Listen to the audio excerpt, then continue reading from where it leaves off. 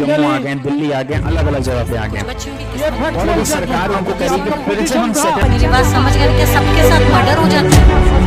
क्या सारी बहुएं जला के मार दी जाती? अगर आपने मानहानि चाहे दुरासे पूर्ण की हो या फिर बिना किसी आशय के की हो, तभी भी अगर किसी व्यक्ति के आपके कथन से किसी व्यक्ति की मानहानि हुई है, उसको क्षति पहुंची है उसकी प्रतिष्ठा को, तो ऐसा कथन आपका मानहानिजनक होगा, और चाहे आपका इंटेंशन रहा हो या ना रहा हो, आप इसके लिए लायबल होंगे। तो इससे संबंधित एक केस है हमारे पास, जी श्रीधर मूर्ति वर्सेस वेलेरी म्यूनिसिपल कॉर्पोरेशन।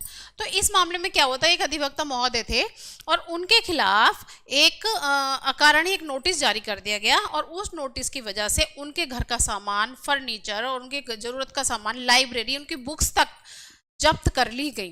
तो ऐसे में ये जो है अधिवक्ता महोदय ये कोर्ट में गए और इन्होंने कहा कि ये मेरी मानहानि है, और कोर्ट ने इसको मानहानि माना। चाहे उनका आशय जो था, जिसने भी नोटिस जारी किया था, चाहे उसका आशय उनकी मानहानि करना था या नहीं था, लेकिन उसकी वजह से उनकी अधिवक्ता जो थे उनकी मानहानि हुई थी, उनकी प्रतिष्ठा लोगों की नज़रों में गिरी थी। तो यहाँ पर कोर्ट ने कहा कि चाहे आपका इंटेंशन था या नहीं था, मानहानि के केस में इंटेंशन का कोई महत्व नहीं है। अगर उस व्यक्ति की मानहानि हुई है तो आप क्षतिपूर्ति के लिए उत्तरदायी होंगे। Subscribe for more content.